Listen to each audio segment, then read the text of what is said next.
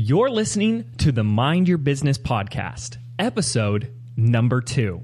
Today, we're talking about what it really takes to create that breakthrough year in your business.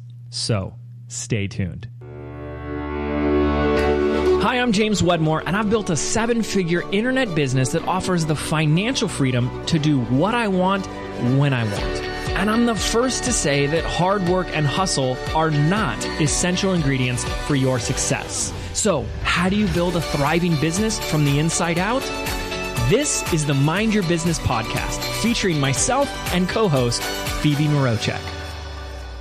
Hello, ladies and gentlemen. My name is James Wedmore, and I am your host of the Mind Your Business podcast. Hi, this is Phoebe Mroczek, your co-host. And I'm very excited about today's episode entitled, What Had to Shift in Order to Generate $1 million in Revenue in 1 year?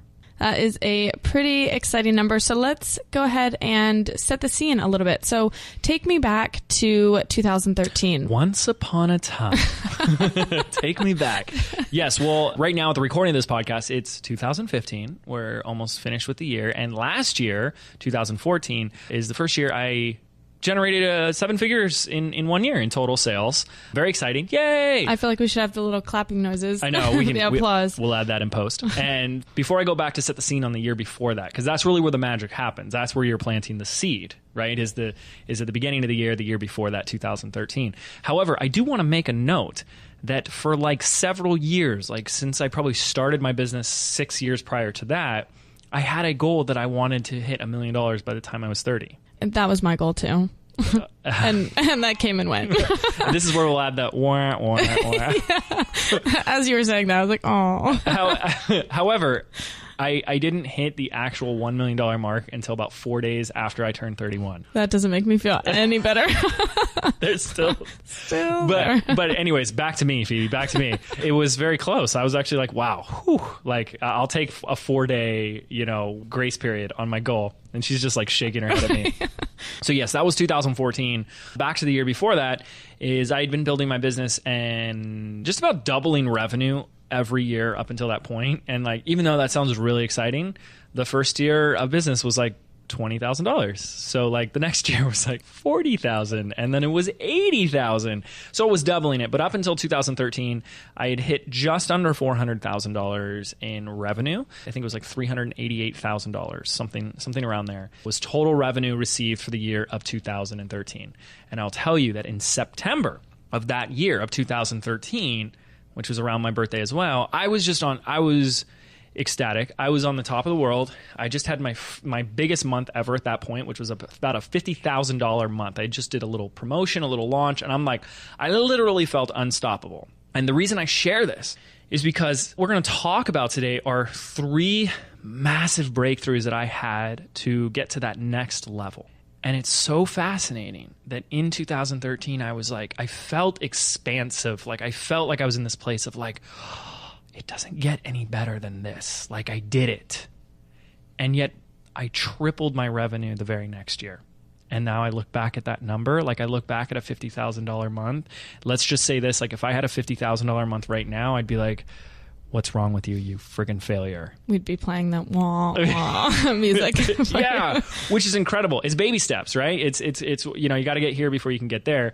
And I do love saying, what got you here won't get you there. So really the intention of this episode is to share that a lot of things had to shift and a lot of breakthroughs had to happen for me, even though I had already had some tremendous success that I'm so freaking grateful for and just like blessed and blown away by before I could get to that next level. But there are a lot of people to talk about like getting to that 7-figure mark, like they plateau somewhere in the 6 figures. Like it's really easy to get to 100,000 and then they're like struggling to get to $500,000 and then it's like, oh my gosh, that elusive $1 million range. So we did it and it was really exciting. And this year we're on track to double that. So our goal is 2.5 in revenue this year and we're on track for 2 and anything can happen in the next few months. So who knows? Who knows? Well, I think it's really important that you do talk about the 2013 because you're not one of these people who started from 0 and hit $1 million. It wasn't a fluke. It was something that you've been building. But starting off 2013, hitting a $50,000 a month, that's a lot of money, you know, for a lot of people. And so then what changed in 2014? What happened? Did it happen early on? Was there something that, you know, I would like, just to hear what happened end of 2013. I don't know. A lot happened. And we'll share these 3 breakthroughs. But I really just approached my business from a whole nother way of thinking. It was really a line drawn in the sand from no longer being the kid in his parents' basement with a laptop doing this little thing and stepping into this like way more expansive, bigger vision of a company. It's like, I'm not just this self-employed entrepreneur. It's like, I'm the CEO of a company. And that had to happen first. That shift had to happen first. So there's 3 big breakthroughs that we want to happen or share with you. But just to highlight 2014, to kind of share like, well, where did that revenue come from?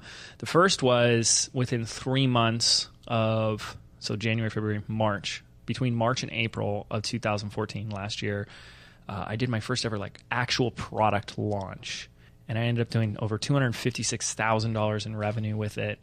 We did have a few affiliates, but it was like very small. It was like, I'd say about 80-85% of the total revenue that came in was all from me. Like only the rest was affiliate. And that was like, whoa, holy cow. Yeah, that's impressive. You know, like almost did all of last year's revenue in like 2 weeks. And then we did it again. We did another promotion for another product, another big launch in the fall of that year, and that brought in another $240,000. So we're going to talk about like, we won't get into like how to do a launch in this episode. That's another episode. But more importantly was the mindset and the shift that had to happen in order for that to happen, because we can't just say like, oh, go do a launch. Like I think so much other stuff internally, which is a lot of what we talk about in this podcast, had to happen first.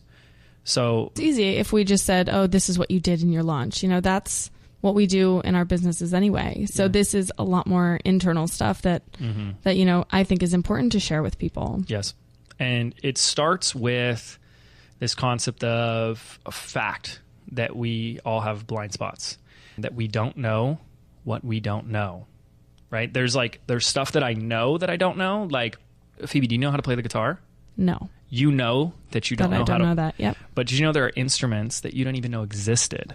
There are instruments out there that have like funky, weird names and that I can't even pronounce. You didn't even know they existed. Right. You still don't know they exist. You don't even know that you don't know how to play them because you didn't know the instrument exists. So this is what a blind spot is. This is about this like the unknown of the unknown that you don't even know. And we have blind spots like this all the time. It's like, what is it that's in my way that I don't even know that's in my way? It's one thing to be like, oh, this is in my way. Well, at least you know that it's in your way versus like you don't even know that something's in your way. So a breakthrough is really discovering what's in your way and then getting it out of your way. That's a breakthrough. So should we talk about the breakthroughs? Yeah, let's get into it. Breakthrough number 1, creating the capacity to think bigger. Okay, so what exactly are you talking about when you say thinking bigger? Because I feel like that is something that everybody says, oh, you just need to think bigger. But what did that mean for you at the time? Yeah, that's a good question. There's an analogy I want to share that I've always kind of been toying around with, and I think this is a perfect place to share it here today. But it's not just about thinking bigger. It's like creating the space to think bigger. And so the analogy I have is this analogy I have of like a potted plant or putting a tree inside of a pot. And that, like, if you've ever had to do that, the tree, you know, you create this environment for the seed to grow and become a plant or become a tree. And then all of a sudden you realize if you want it to grow, the very thing that helped it grow, like the plant that holds the soil, where it holds the water and stuff like that, will eventually be the very thing that limits its growth. The root system, you know, hits the side of the pot and it stunts its growth. And so if you want the tree to continue to grow, it's not about watering it more, getting it more fertilizer, put it in the sun more, yelling at it more, grow faster, harder. It's about getting a bigger pot, giving it the room to expand. And I think I really needed to start there, is to sit there and say, well, wait a second. I've just come off of a month, the last few months of like, these are the best months I've had in business. And it's very easy to get complacent and just stop there and be like, oh, I made it. I'm done. I literally hit a place where I was like, I'm good. And yeah, $50,000 a month. I think most people would be like, yep, I'm good. Right. And so like I am kind of sick like that, where I noticed I started getting complacent really fast, and I was like, oh, I can't allow myself to do that, because that's what people call like no man's land, where there's that place of desperation that'll motivate you to get out of that place of fear, like you're broke or in debt. And then there's that place of positive motivation where you're like excited to move towards something. But then there's that dangerous no man's land in the middle where there's like nothing motivating you either way. You just become complacent. And I have a fear of complacency. I've always had that. So I was always like, okay, well, what does the next step look like? And, I really started asking those questions of like, how could I think bigger? What does bigger look like? And it was about me stepping into more of a CEO role of thinking bigger than myself. And, there is a great book. I haven't read it in a long time, but I really recommend it. The Magic of Thinking Big. Great book that kind of gets you to do that. Or is it The Magic of Thinking Bigger? Or just Thinking Big? Yeah, that's really what the first breakthrough was for me, was to start to look at what some of my limiting beliefs were. And we've all got them. Here's the biggest problem I found. You've all heard people throw around things like the concept of like, oh, that's a limiting belief. And yeah, limiting beliefs and how to get rid of your limiting beliefs. But here's the hardest part is half, if not 90% of all your limiting beliefs, you don't know that they're limiting beliefs. So how do you get rid of a limiting belief that you don't know exists and you don't know that it's limiting you? And this comes back to that whole blind spot thing. So really creating this space to think bigger is about taking a really hard look at yourself and saying like, what got me here won't get me there. What is in the way? Like, okay, I could get to 50,000 a month, but it's going to take a whole new type of person to get to 200,000 a month. And boy, looking back at that now, it's so true. So true. So we'll leave that at there. That's breakthrough number one, is creating the capacity to think bigger and expand. And it really does mean, you got to get a bigger pot. Now, the analogy of the pot in itself is like your brain and your thinking. The same thing that got you to where you are could be the very thing that's limiting you from that next step. Yep. Breakthrough number 2, redefining your relationship with criticism. Okay, so when you're talking about criticism, I think it's important to note that everybody deals with criticism, and it's hard to believe that not everybody. Only the people that are putting themselves out there. Right. Like if you're going to go ahead and like not do anything and put, not do anything with your life, not put anything out there to the world, like, yeah, you're playing it safe and you're not going to get any criticism. Right. I like to think that our listeners might be putting themselves out there or are about to. Well, maybe they're afraid that they're that they're going to get that criticism, so they're not. And that's what holds a lot of people back at the end of the day. Like, why do we think that this criticism, like if someone badmouths you, says something bad, it means like the end of your life, like it's over. Well, we all know that one comment. I feel like in your business, you always have, there are a lot of people that praise what you do and are, for me, it was my mom at the beginning and it kind of grows on from there. But you get that one comment that really gets to you. So what does your mom say to you?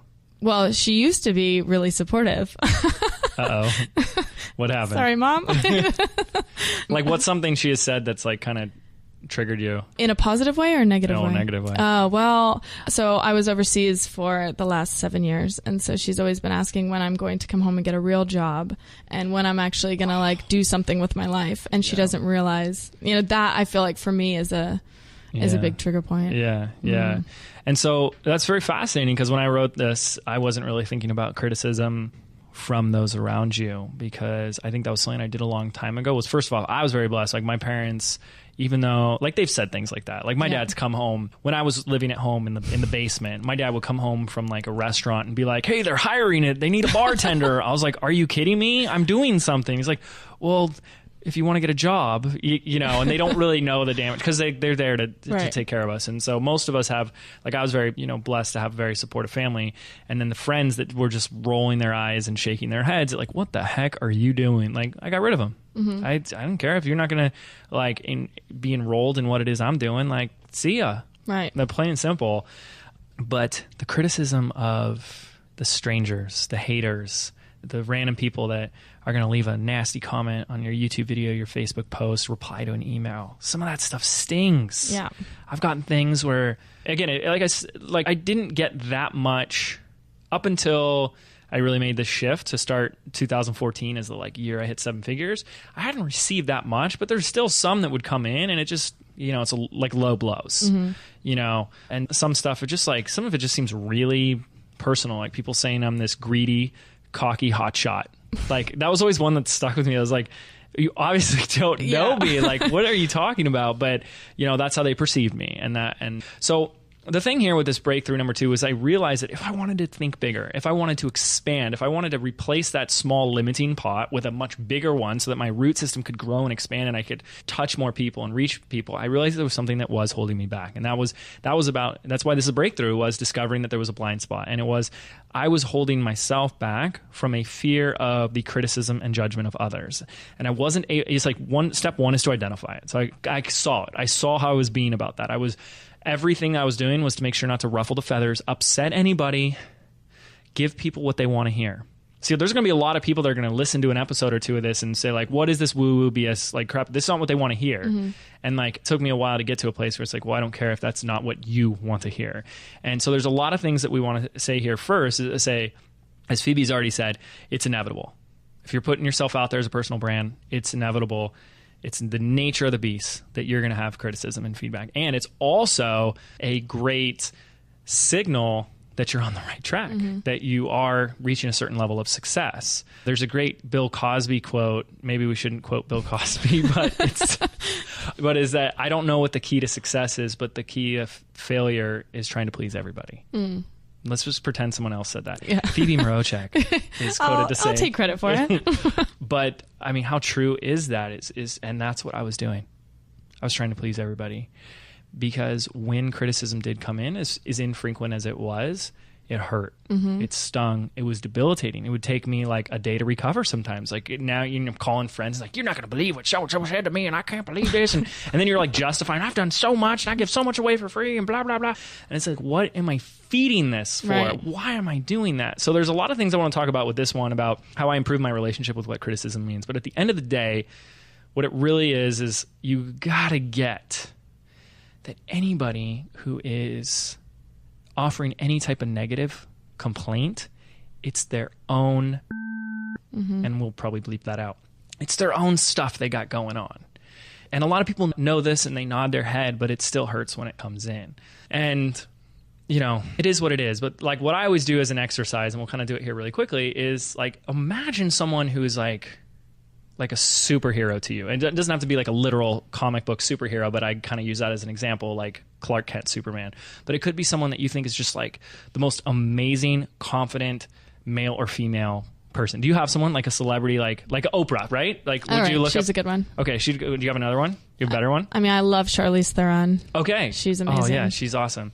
Like, here's this person that we can imagine is like got it all going on. Yep. Super confident. Everything they touch is like, boom, turns to gold.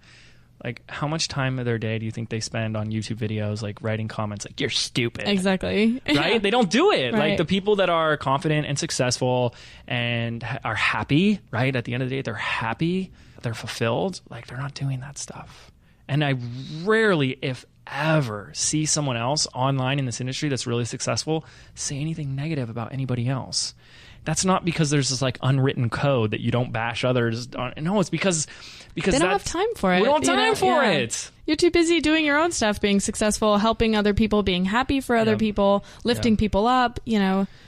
That always, I feel like that is a big pet peeve of mine when I see that happening. So I got really clear that this negativity that someone might have, first of all, it's inevitable, so it's unavoidable. And second of all, it doesn't mean diddly. It's their own thing. I mean, they're just having a conversation with themselves. And I literally have examples. Like, we could spend an entire episode just reading examples. Like, I had one person on a Facebook ad, which is that and YouTube videos are usually the most prevalent of the negativity. Not as much as my email inbox or anything, but someone who just was like, this is a load of and I just said, like, hey, it sounds like you're having a bad day. I'm sorry. No, I was kind of a sarcastic. I was like, wow, that was a really brave comment of you to write. Like, it was sarcastic. That was my mom has one where she just laughs and she says, I can't believe you just said that. Yeah. But I could have, like, you can like fight it back. And like, that's what most people do is like, well, screw you, blah, blah, blah. But I just, I kind of honored him, but it's still like, it was a little antagonizing. And he wrote back like 2 days later. He's like, I'm sorry, I was having a really bad day. And that's pretty bold that he wrote that. Because I feel like people just, they want to fuel the fire and they want you to, they're looking for a response. So when you do respond back with something feisty or whatever, that's what they want. And so for him to actually go back and apologize, I think that's pretty bold. But oh, totally. And I'm like, that's freaking amazing. That's not gonna. We're not saying that's gonna happen, right? You know, like don't expect that. But the thing is like, how do you know this person isn't having a bad day? Right. How do you know that they're not going through something, and they see you doing awesome, and they only want to do what you've been doing and haven't, right. And they're gonna knock you down because they see, gosh, this person's doing a podcast, and I've been wanting to do a podcast forever, and I'm too afraid to, and look at them doing it. Mm-hmm.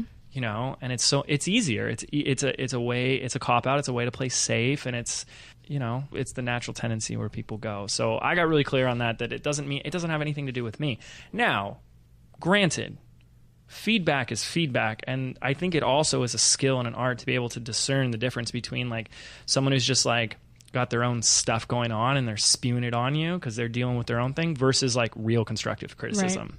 You know, and I look for, the way I do that is I don't let one person determine how I'm going to run the rest of my business. Like if you have 200 customers in your product and one person refunds and says this course was too short or too long or too whatever, I don't then recreate the course, change it or whatever. But if 10 out of 200 people start saying like, oh, the same exact thing, okay, right. Well, now it's constructive criticism that I want to listen to, right? So there is like just criticism for the fact that people want to hate on you. Yep. And it's a natural piece. Well, I like one thing that you've done recently just in your business with not allowing those emails to get through to you. Yes. That I think has been, I mean, just from talking to you, it seems like that's been kind of a game changer, which I like. Yeah. So once I was like, okay, I don't want to resist this criticism, like bring it on was kind of my attitude. It doesn't mean I'm invincible to it. Mm-hmm. It doesn't mean that if someone were to say something negative that it's going to affect me. Some days it's worse than others, right? But the best thing I've done is to not see it, is to put up the barriers, the gatekeepers, so that it doesn't get to me. But I've also taught my team, so, you know, I have support people that read my email, and so I don't see that stuff. Doesn't mean that stuff doesn't get through, like in a comment on a YouTube video or stuff like that. But, you know, I've also taught my team to say, like, okay, is this constructive criticism or is this someone who's just having a bad day? Mm-hmm. Right? And that's helped tremendously. Because at the end of the day, you're not going to make everybody happy, but even if you made a difference or an impact on just one person, that's all that freaking matters. Yep. That's all that matters. So I always remind myself of that someone's listening and someone's going to do something with whatever I'm teaching or sharing. So yeah, there's that. Mm-hmm. So recently I heard something that I've never heard before and I really liked it, so I wanted to bring it up. So I heard hurt people, which I just thought was really kind of going back to what we were just talking about. Just, you don't know what happened 5 minutes before somebody talked to you, if they got a phone call or somebody, you know, cut them off in traffic or whatever. But, you know, I would just encourage you to like think about that. Just when somebody does hurt you and leaves a nasty comment, you know, they're obviously hurt too. So that's something I really like. Yeah, when you first said it to me, hurt people, I just thought it was like a command that you were repeating, like go hurt people, go hurt people. I was like, wait, what are we doing here today? It's like my chant. But people, like basically people that feel hurt, right, you know, chances are they're going to do that to others. Mm-hmm. And so if you feel like someone is just some vicious attack on you, and then my piece of that is I want to challenge you guys that when you do receive criticism is to kind of be with that, to sit with it. I know it's like freaking hard, and kind of like see if you can understand what that person is experiencing and kind of get their world, how they're feeling. You know, why would someone be this angry and upset and stuff? You know, so like, yes, there's like two sides of this. Like, yes, like put on the blinders to avoid it, but at the same time, like if it comes in, like don't pretend like it didn't come in. And sometimes you're going to have to address it, you know? And there have been times when I'm just like, okay, I got it. And I understand what you're saying. Thank you for sharing. Yeah. And like, they have nothing to push back against. There's nothing there for them to be like, oh yeah, well, blah, blah, blah. It's just like, sometimes they just want to be heard. Sometimes they just needed to lash out and like, whatever. They're just words. It's hard. I mean, and we can have a million episodes on like how you deal with this, but the big picture of it right now is that I had to get a better relationship with a lot of this criticism, putting myself out there. I mean, being an introvert, being like a loner growing up, to all of a sudden being like, hey, people, look at me, like, you know, was challenging, especially because I had that fear of what others thought of me. And, you know, I've dissolved that a lot since then. And that, you know, really helped with that, creating that 7-figure year. So let's take a look at the third breakthrough that we have for you. I really like this one because I think this is going to apply to a lot of people. Yes. And it was understanding that to make more money or to increase revenue wasn't contingent upon working harder or longer or faster, but rather on getting better at determining where I focus my time and energy.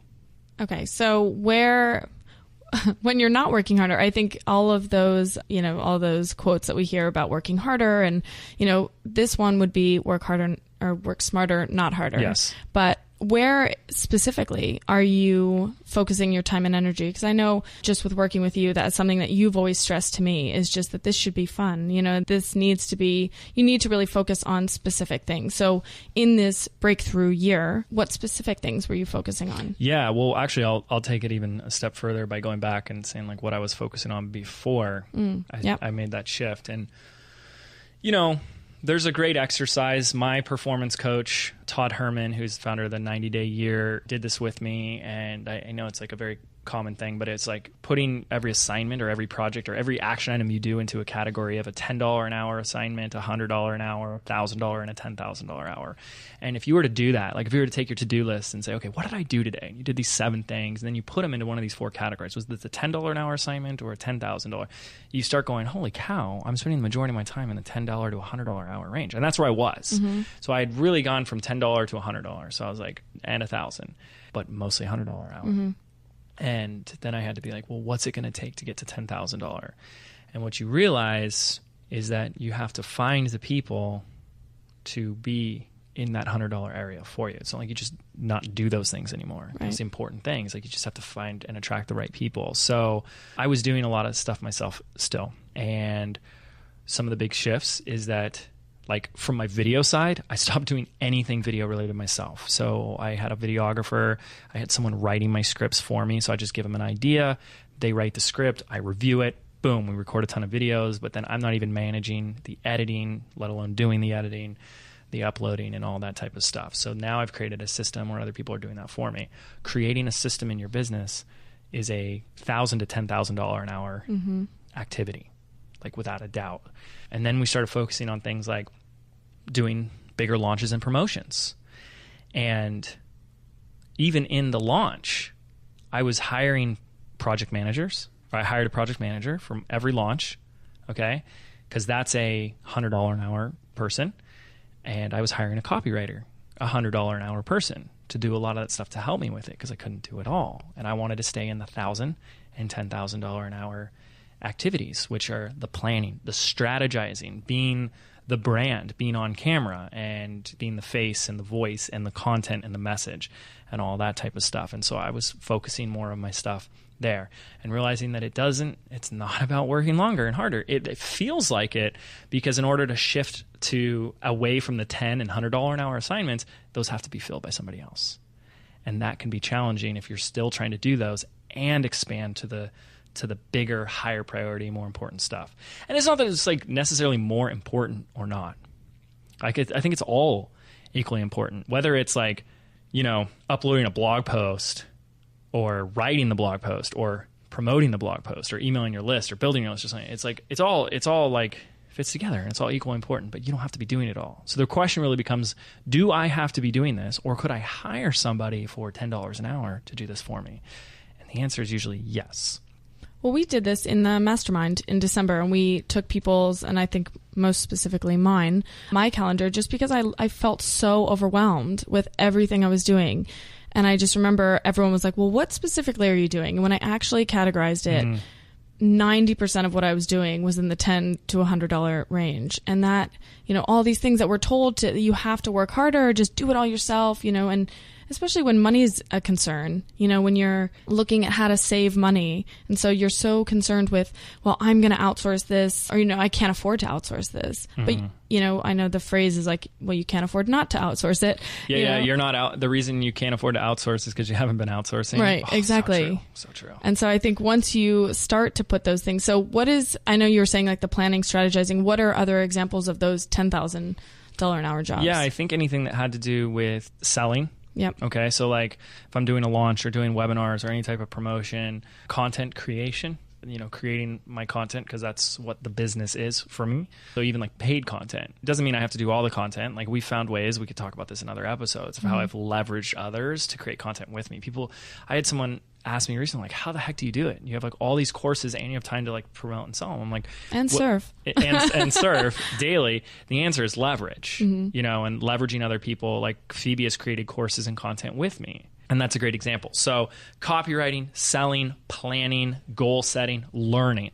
Learning, like continually learning more than I teach. Like it's more comes input than there is output. There's more coming into the old noggin than is coming out. Always learning. But one of the things we do, going back to this, is, Phoebe runs my membership program, Real Marketing Insider, and I made sure she got a virtual assistant.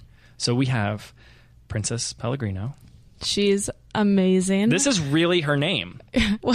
Everyone thinks we're joking. I know. No one believes us, but her name is Princess Pellegrino. And she is so great. And honestly, this has been a game changer just for RMI, because it allows me to, I just felt like I was drowning constantly. I could never get my head above water because I was always making sure that things were posted at the right time. And then I wasn't focusing on long range, what we were going to be doing, or what the strategy was going to be. So it wasn't until I got her to really help me out. And I mean, she lives in the Philippines, and I'll go to bed and I'll wake up and she has everything finished. And it's just like $3 to $4 an hour. $4 an hour. Yeah. And she's great. And I also think one thing that we don't realize when we talk about outsourcing is just the impact that it has on their lives too, because this is something that she's making a good living from.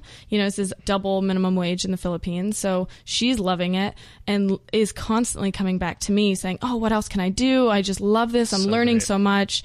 And I love that about it. And she's like, oh, my husband's so grateful. And to me that, it's bigger than just posting a blog post, so that's something for me that has been amazing. And don't you worry, we'll have an entire episode or 20 on outsourcing, because it's something I've been teaching a long time. I've been doing it for even longer, and now I have my entire team. They each have a virtual assistant or someone that is their go-to person, so that I can create a distinction with my team now of like, okay, Phoebe, this is what is your $1,000 an hour type assignments. This is where you should be playing, and this stuff you shouldn't be doing. So like, just real quick, like we'll talk about it and go more deep, like how to find virtual assistants. There's so many people that have such a breakdown with it. They're like, it doesn't work. It's like, we found Princess in less than 24 hours. Yeah. So, but I know what I'm looking for now. See, that's the thing. That it's is like, true. We'll get to all that. I can hold people's hand through that, and you guys are going to get your mind blown. But let me ask you, like, really quick while we're on this topic,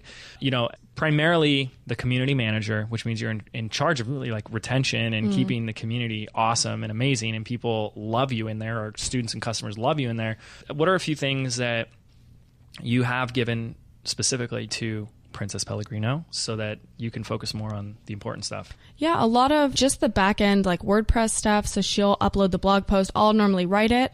I just put it in a Google Doc, or in Basecamp, and then she uploads it and just saves it as a draft. And I go in now and just like one quick run through, and then I publish it. She does the same with my emails. I give her the copy. She puts it into Infusionsoft, has everything ready to go just for me to quickly have a look. She sends me the test, and I just send it right away. So those for me have been two things. They don't take me forever to do anyway, but it's just so nice that, that hour-long job maybe turned into 3-minute job. Yeah. And that's like, I mean, if you start valuing your time, then like you want every 57-minute chance you can that's more time I could be doing so many other things. Other things. Yeah. Absolutely. So to recap, in 2014, I tripled my revenue and went from just hit over $1 million in revenue, big 7-figure goal. 4 days after when I said I would do it, 4 days after I turned 31, I said I'd do it before I turned 31. And we discussed basically the 3 big breakthroughs, the 3 big shifts that had to happen for me in order to get to that level. So if you're feeling like you're at a plateau or struggle, no matter what level you're at, the thing is it's like stepping stones. There's going to be those numbers for you. Maybe it's just hitting 6 figures. Right. Maybe it's just hitting $1, like getting that first sale, but I'm just sharing what it took to get to 1 million. Breakthrough number one was creating the space to think bigger. We gave this analogy that is still like rough around the edges of this pot, and the tree can't grow until the pot expands. And so your mind, your beliefs, your thinking, your emotions, all that has to expand first to let more in. And that was really breakthrough number one for me. Breakthrough number two was having being with criticism, being okay to handle it a bit more. Yes, part of it was not letting it get to me, let me see it, but it doesn't mean bury your head in the sand and ignore it and pretend it doesn't exist, but having a better understanding and relationship with it, understanding that it's inevitable and it has nothing to do with you, right? And those things are crucial because it is an indicator of your success, like on the right track when people start trying to knock you down a little bit. You should celebrate your haters. Celebrate the haters. And then breakthrough number three was creating a better distinction on where to focus your time and energy. And I started to really take a hard look at what I was doing and why I was doing it. Do I need to be doing this? Should I be doing this? And you could just start asking those great questions. It's like, does the owner of $1 million business do this? Mm-hmm. Owner of $1 million business creating his own graphics for his product. Right. You know what I mean? Right. And the answer is no, they're not. And so when you start moving away from the $10 an hour assignments and the $100 an hour assignments and play in the $1,000 to $10,000 activities, you're on the right track. And that's what I had to do. We could do like a WWJWD. What would James Wedmore do? Please don't. Would he be doing this? No. Oh, dear. But I do that. Like I absolutely have done that. Would he be surfing during the day? Probably. He'd be out surfing. Yeah. But no, I have done that with like other people. This is where like the concept of modeling comes in. It's like, well, what would Donald Trump do in this? What would Oprah Winfrey do in this situation? Because like thinking like, yeah, maybe I don't know how I would act. Maybe I wouldn't make the right decision, but someone who's been down this path, who has the experience, has that mindset already would. And kind of like channeling Oprah for a moment. Oh, God. So I want to end this episode with a little exercise that is really helpful. And it starts by step one is to grab out a piece of paper and a pen and write down a goal for yourself. In business, as an entrepreneur, your goals are usually have something to do with money, but a goal should be something that's measurable. So like, how much money do you want to make this month or per month or by the end of the year or something like that? And I want you to have the time to write that down. Or if you're just like walking or exercising while you're listening to this, is just like think of something. And it should be a number with a by when date, like $10,000 a month, or I want to have, $100,000 by February, whatever it is, right? So think of that, write that down if you can. And then the second step, once you have that, so please make sure you do that first because that first step is critical. The second step of this is to answer this question. What is a goal, a financial goal, that if you shared it with your friends and family right now, they would think that you are absolutely crazy? What's a number that is so big and so audacious that they would all think that you're crazy? Now, for most of you, as you write that down, chances are it's bigger. It's a bigger number. And you kind of want to look at the contrast between the two. Maybe you wrote down like $1,000 and the next one was like $20,000. It's just this big, massive number. And this is a great exercise that demonstrates how much we limit ourselves each and every day. And this is what we've talked about and we'll continue to talk about is like the concept of blind spots and limiting beliefs, that we do limit ourselves and we don't even know. Because when I ask you like, what's a goal you have for yourself and in your business? The first thing we ask ourselves usually is like, well, what's logical? What's real? What's really obtainable? What's really possible? That right there in and of itself is limiting us from thinking big and holding us back from what is really possible. And instead trying to create a more expansive opportunity for us to think bigger. So that's your first step and first opportunity, is to take a hard look at the fact that we have some blind spots. We have what we don't know that could be holding us back from some of the breakthroughs that I personally had. And I'm still continuing to have like breakthroughs and big lessons and aha moments every day. And I want to encourage you guys to do the same. So thank you guys so much for tuning in to this episode. I'm James Wedmore. I'm Phoebe Mroczek. And we'll see you in the next one. Take care. Are you frustrated that no matter how hard you hustle, no matter how much you get done in a day, you still feel like you have little results to show for it? Do you feel like you're doing everything right, but there's still something missing? Well, what if there was an easier way? What if your business could be fun, effortless, and profitable. Phoebe and I have put together a free audio MP3 for you, compiling the 77 business affirmations for creating success from the inside out. And we want to give it to you absolutely free. This is your chance to rewire your brain for bigger results in your life and your business. To get instant access absolutely free, simply visit 77affirmations.com. That's the number 77affirmations.com.